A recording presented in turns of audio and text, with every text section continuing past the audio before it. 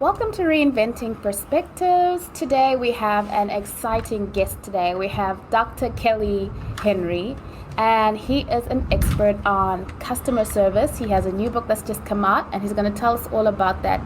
He's going to talk to us about how to get your business to profitability, focusing on the customer.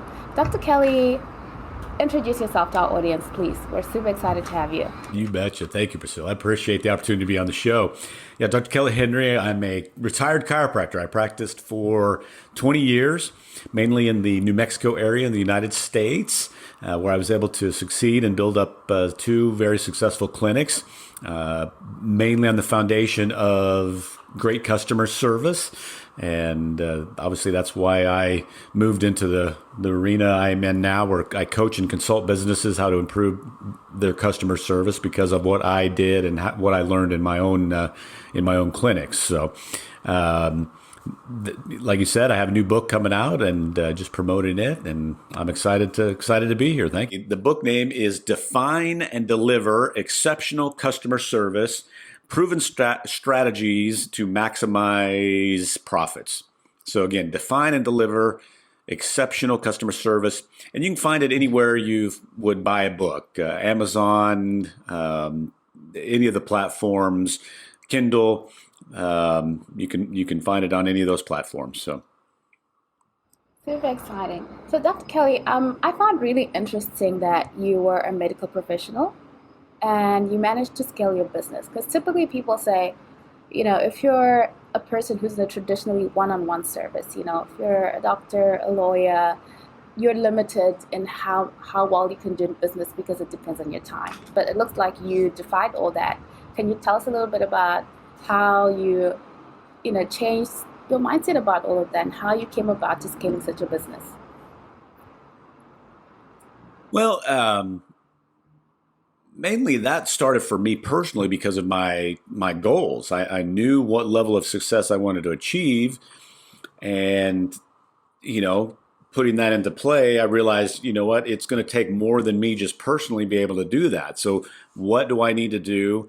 How do I need to do it? Who do I need to employ for me to get me to a point, to help me achieve my goals? So that was a lot of the process and the mindset I had to have to even move forward. One thing I like to tell young entrepreneurs and those starting off on this journey is, have the goals, have the dreams, set those, and just keep focused on moving towards it. But start slow. Start slow. Start cheaply. Make mistakes. Don't put a bunch of money out. Don't take out a bunch of loans. Don't do those things that could possibly ruin you and right off the bat. Start slow, learn what you need to learn, put the foundation down, and then just build upon that slowly. Too many business owners, too many entrepreneurs want to rush in, take loans, take on too much, and overwhelm themselves and not get their business building up where they're making sales and making it profitable early enough, and it just kills the whole thing, and they're back to square one. That may mean they may have to go out of business, or they're back to square one, having to reinvent themselves and move forward. So they have to be real careful with that. Absolutely. I feel like new entrepreneurs were really focused on getting the sale, and we're trying to figure out how to make a business profitable. And a lot of times we're trying to do it as fast as we can, and it's difficult in a way to kind of balance that. It's great that we've got you on here and you're going to talk to us about customer service, because the metrics that we usually think about when we're starting out is we're looking at the dollar signs. And here you are, you're saying Absolutely. customer service is greater or is equal to profits. Can you talk to us a little bit about that? That's a good question, and I actually get this question quite a bit. In my mind, it's really greater. Now, that being said, it's hard to run a business, just because you have great customer service, you're not making those sales. So yeah, there has to be a balance. But the reason I say customer service is greater is because good customer service, and let me define good customer service. Good customer service is being having a relentless focus on the customer or the prospect, the client, the patient, having a focus on them and making those people feel their best anytime they're interacting with you, making them feel valued and important for doing business with you and having a connection, a contact with you. But when you do that and you do it correctly and you do it consistently, that enhances everything else in your business. So it's going to help you make more sales. So, and so many businesses, and again, entrepreneurs are this way too. But this goes beyond entrepreneurship. It goes into any business. You get so focused on being sales minded, making those dollar signs, making the next sale, getting the next new client, customer, consumer in, somebody to buy your wares so you make more money, when they really need to be more service oriented, which, like I mentioned a moment ago, will create more sales. So there's got to be a balance. Yes, you have to make the sales, you have to make the money. You know, the purpose of a business is to get a customer, keep a customer, and make a profit. Well, if you're not getting customers and making a profit, it's hard to stay in business, obviously. But you're going to keep more customers, you're going to get more customers, and you're going to make more profit if your goal is to serve them first and build relationships and not just try to make transactions and make those dollars. Yeah, absolutely. It's great that you touched on that because, when you're talking about the customer, you're talking about the external customer as well as the internal customer, your employee. Absolutely. Um, and how do you handle, it's hard because when you're starting out and you've got all these pressures in terms of one trying to make money, one trying to develop a business, and you're trying to do something that you feel you can't track, like customer service. How do you get that to the focus in a way that is actually something that is tangible and you can plan towards it and see progress in it before you actually see it showing up in the sales? Well, there's three metrics that I use, three ways I track, and I teach my customers, my clients to track customer service. And they are actually pretty tangible. So the first is customer surveys and understand what their perception of your business and if they feel like you have good customer service. Because if your customers don't, then obviously you don't have great customer service. So you need to be on top of that and understand how they feel. And if they feel like you don't and where you're missing the boat, that's where obviously that's gold. And that can help you move forward with having better customer service. Second way is to survey employees. Like you just mentioned, you've got your external and your internal customers. Well, your internal customers are your employees. And if they aren't happy, if they don't feel valued, if they aren't satisfied, then they can't turn around, or it's very difficult for them to turn around and provide great service. So you want to make sure that they feel like they're a part of a team, they feel like they're valued and feel important within that business. And then cash flow is obviously, another metric that is pretty tangible. You can find it, and that comes secondary to having great service and with the internal and external customers. But you can track that pretty well, and it follows pretty closely when the customer surveys and impression and perception is of good customer service, and the employee perception is that they feel valued and it's a great place to work. You're going to have some increase in cash flow. And the reason I use these three metrics is Jack Welch. She was the CEO of General Electric here in the United States and around the world. And those were the three metrics that he used to track General Electric. So I figured, hey, if he can do it, then any business could use those three metrics to track their progress and how they're doing. Yeah, absolutely. We all, as entrepreneurs, we love Jack Welch and the work he did at General Electric. He's a legend to us. Um, Absolutely. Another quick question about that, Dr. Kelly, before we move on.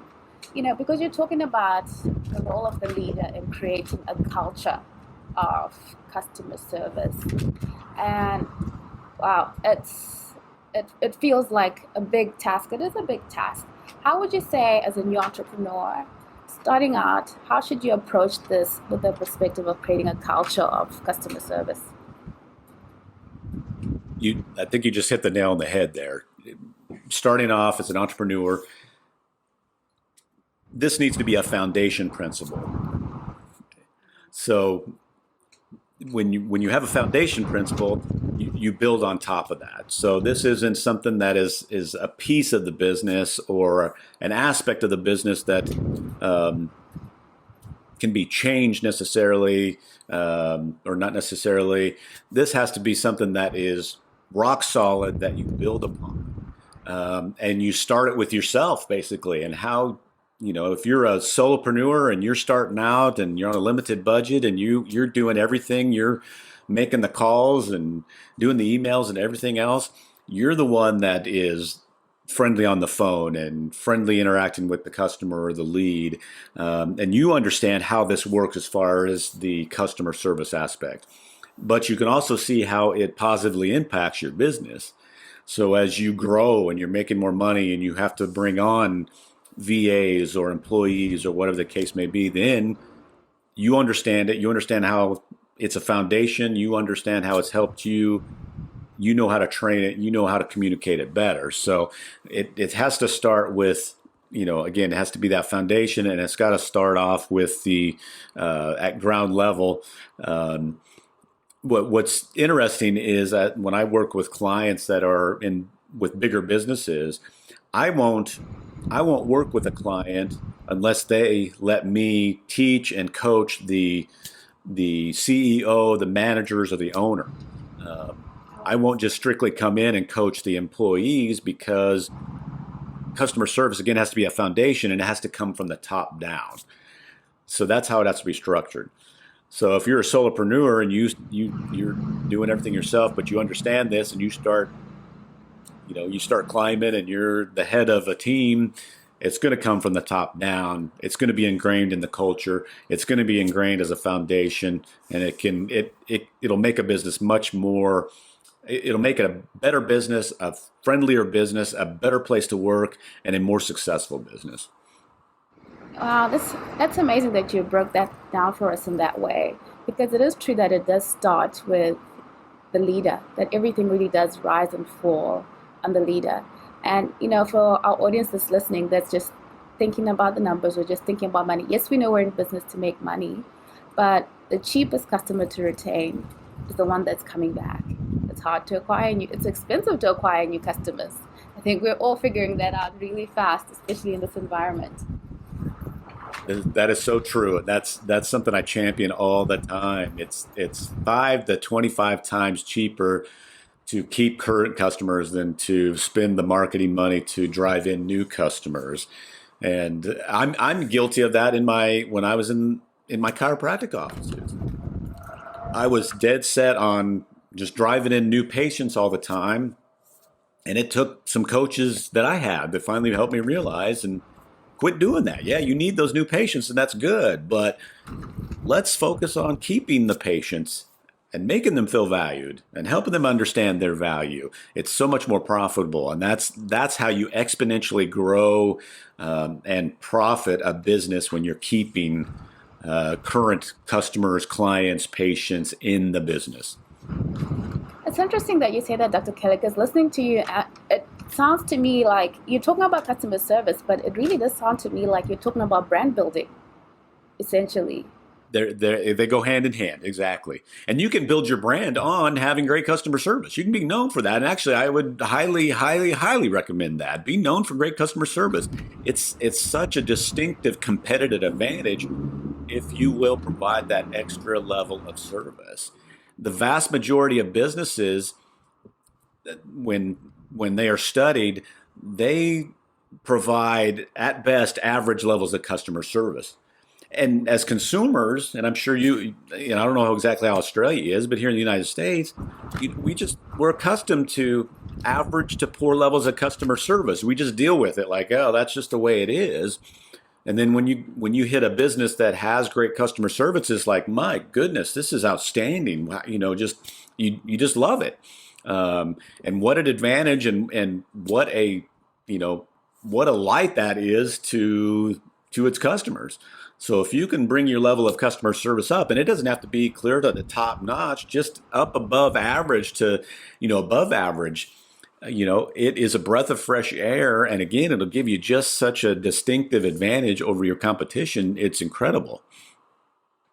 Dr. Kelly, when you talk about customer service, it also sounds like it has, well, like it says, it has a lot to do with serving, which um, talk to us a little bit about the role that faith plays in the ability to serve well. Absolutely. For me, my priorities in life are my faith first, my family, and then always my occupation and everything under that. Um, Serving is is what we're called to do as believers. And so this is, for me and through my business, this has never been a stretch because that's how I've always felt. That's how I was raised, and that's my belief system that we're here to put others first. Um, and so, a lot of the principles I teach, are biblical principles. I haven't put a chapter and a verse from the Bible on them, but they're biblical principles. And a lot of what I teach too, yeah, you apply them to a business model, but you can take these same principles and just move them into a relationship model or a friendship model. The relationship with your spouse, your kids, whatever whatever relationship you need uh, to help shore up, so to speak. Um, but again, my faith is what's really what narrowed this down for me and um, help me understand it in a better way. Um, and one of the quotes I love, it's from Zig Ziglar, and what he said is, "You can have everything in your life you want if you will help enough others get what they want." And Mm, so again, it goes back to, yeah, it's okay for me to have what I want, but I don't get what I want by taking advantage of people. I don't get what I want by, you know, whatever, by unethical means. No, I get what I want by serving others, helping others, giving value to others. That helps them, but also it will create uh, goodwill for me and bless me as well. yeah, absolutely. When you're talking, I love the story of King Solomon, that his prayer was the wisdom and the knowledge to serve the people of God. Absolutely, And it sounds ordinary, but it's radical. It's it is. He radical could at the ask for time, and it's anything. radical even now. Absolutely, he could have had Yeah. anything he wanted, but no, he prayed for wisdom to serve people. So that's like you said, that's pretty radical and pretty profound, but it's unbelievably important, especially in this day and age. Um, Dr. Kelly, could you just talk to us a little bit about your journey as an entrepreneur for the entrepreneurs that are listening? And what was the first really defining moment in your entrepreneurial journey where you said, maybe, you know, this, this is where I'm going to take this business, or this is when I'm going to take myself as an entrepreneur? Well, when I started thinking about being a chiropractor way back when in the 90s, actually even the late 80s, a long time ago, um, we just we talked about that being a medical profession and own your own business. So we didn't necessarily call it an entrepreneur. It wasn't until later on that I actually understood the concept, and that's basically what I was doing. Um, but I knew I wanted to call my own shots. I knew I wanted to make my own money. I knew I wanted to have my own freedom, and so that's part of what drove me to get my education as a chiropractor and then ultimately own my own businesses. Um, to be honest with you, when I first started out, my first practice, I failed miserably. And I got out of school and jumped into it, not really knowing what to do, um, how to run a business, how to market, any of that. And I struggled. Um, and it was a tough year. Basically, I had a young family at the time, and so it was something that I had to endure. Fortunately, I had a couple of mentors, some chiropractors that had been in practice for a long time that helped me along and gave me some foundational principles and gave me enough knowledge that I was able to buy a practice and move forward from there. Um, the thing about me is, and this is what I communicate to entrepreneurs or those who are in business or wanting to start a business, is have the attitude of it's not if I'm going to be successful, it's when. And just be relentless on that and just never quit is what it amounts to. Just that relentless, never quit attitude. Yeah, I struggled. My first business failed. It was terrible, but I never gave up hope that and never gave up that attitude that I would continue to move forward and be successful somehow, some way. The other thing I like to tell young entrepreneurs and something I've lived for a long time is, there's no such thing as failure. There's only feedback. So, yeah, things don't work out like you want. You have to struggle. This didn't happen. This didn't happen. I have this obstacle. Don't take it as failure. Step back from it. Look at it objectively. Learn from what happened. Learn how you can do it differently. Learn what you could do better. Learn what you could stop doing, whatever the case may be. Reevaluate so you can more intelligently start over again. So those two things really have helped me keep moving forward through my entrepreneurial journey. When I retired in 2018, sold my practices and moved into the coaching business, the whole digital realm and what I'm doing now was foreign to me. So I had to apply those same principles, and I've made a lot of mistakes, and I've had to start over and move different directions and pivot a little bit and do some different things. But again, I have that same attitude of it's not if, it's when I'm going to make this successful. And, this is not failure. It's just giving me more feedback. Give me more feedback. I'm going to keep trying things, get more feedback so I can keep moving forward intelligently.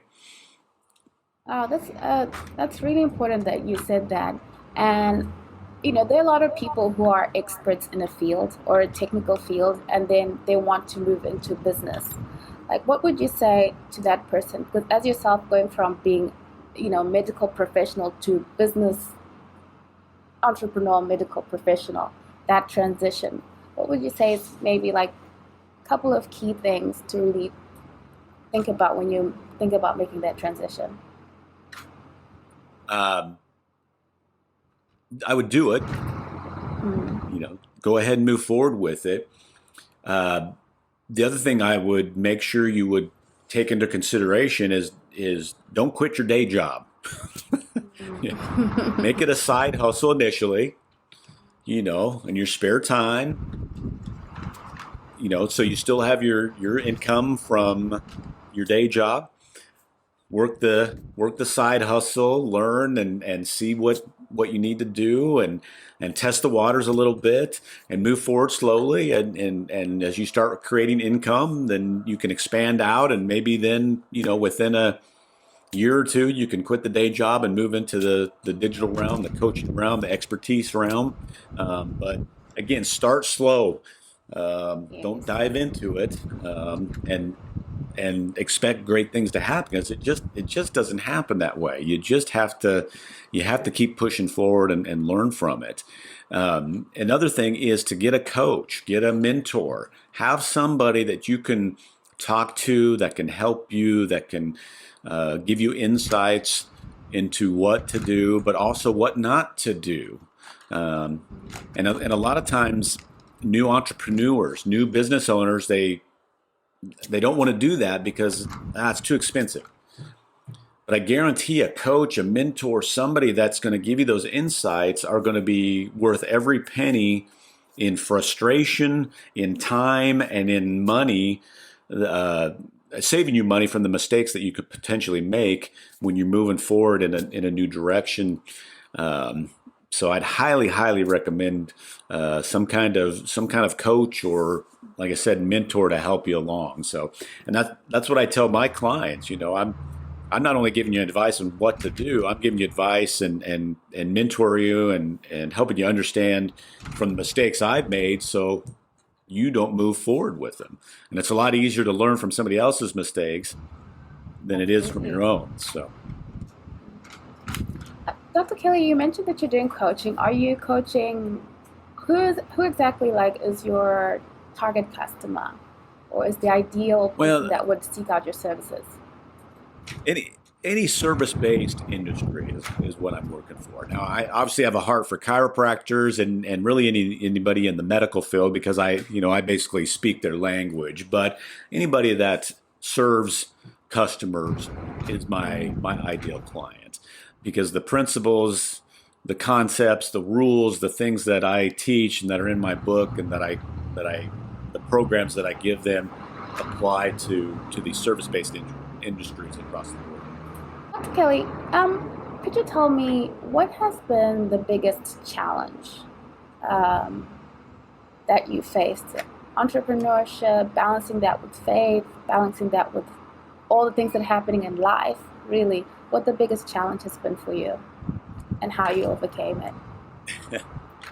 Well, I don't know if I've overcome it yet, but biggest challenge for me is just keeping the positive attitude. Now, again, I've always had that. I'm going to be successful. I'll achieve my goals if and when, and like I said, in the failure. But it's that every day when you get smacked in the face, when you feel like things aren't going your way, when things are going much slower than you want, or it seems like they're not moving at all.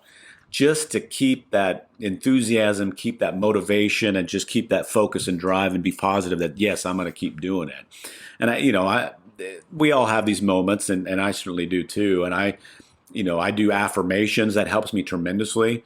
I continually read positive, motivational, inspirational material on a daily basis to keep my mindset right, keep away from the news and those type of things. So I won't say it's necessarily a daily struggle, but there's those days where you just the motivation isn't there, and you just have to tell yourself, hey, it's going to be okay. Let's just stay focused on the goal and keep pushing forward. So for me, that's been my biggest challenge, is just keeping that positive mindset, and work through those low times that. Thank you for mentioning that. As an entrepreneur, those tools to be able to push yourself forward, just knowing that and hearing that from a seasoned entrepreneur like yourself, that you do need those tools to keep you going and to keep pushing when things get hard. Uh, that's really great. Dr. Kelly, you mentioned that you read a lot of inspirational stuff. Could you tell us about like one book that you would say you have to get this? Aside from your book, Yeah, but we beside have to my get book, that.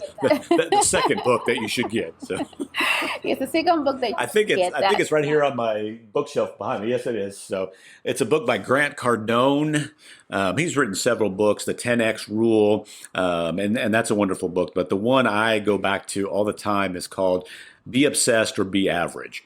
And Mm. it's a tremendous book on basically staying motivated. A lot of what I just mentioned a moment ago. Just and I love his thought process because um, basically what he says is you can be obsessed about everything in your life. So you can be obsessed about being a great man of faith, and I can be obsessed about being a great husband and great father, and I can be obsessed about being a great businessman. It's just you know being focused at the right time on those things. You don't have to sell out and be just obsessed about business to the detriment of your faith or your family, or be obsessed about your family to the detriment of business. You can be obsessed about everything. It's just controlling the focus at particular times in doing so. So that really touched a nerve for me, and I really enjoy the book. I've probably read it 5 or 6 times. In fact, I'm due to read it again this year.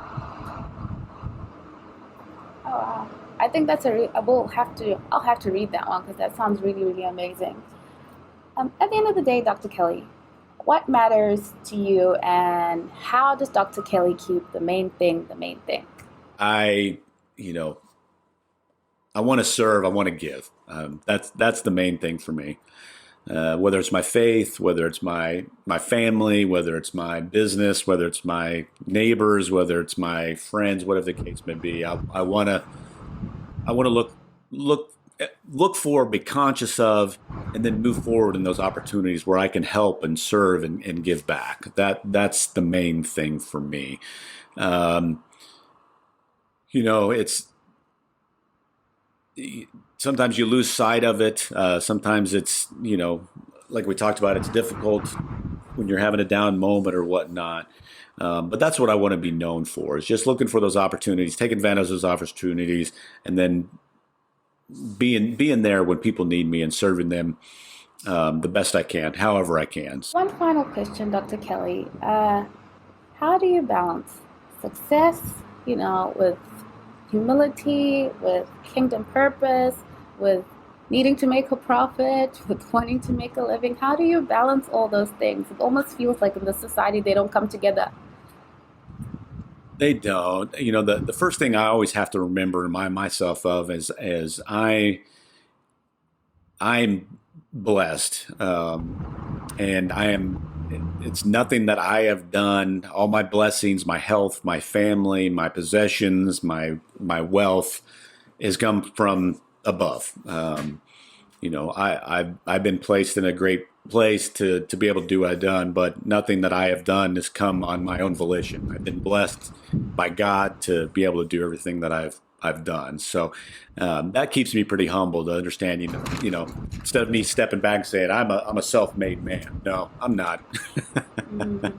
God has put a lot of things in my life and have allowed me to achieve a tremendous amount of my life, but it's because of him that I've been able to achieve it. So I always have to keep that in focus to keep my humility down. That's very important. So going very much hand in hand with that, though, and like we've touched on already, is being humble allows you to serve better too. And that's something that I have to catch myself sometimes when I'm thinking, man, why doesn't so and so ever do anything for me, or why aren't they doing this for me, or why aren't they doing that for me? And I have to consciously ask myself, well, what have you done for them?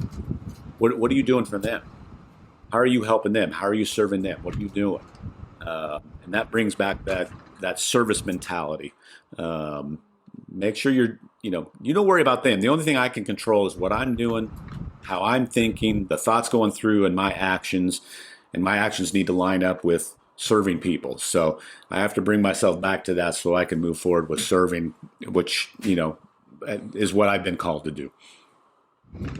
Oh, that's amazing to hear, Dr. Kelly. I love that your focus on service is really at the core of what you do, and at the core really of being successful. And I mean, it's a biblical principle and a great foundation for early entrepreneurs to begin to put that into their business, because it will pay off, spiritually, financially, happiness, well-being is part of being in a community and serving others, really.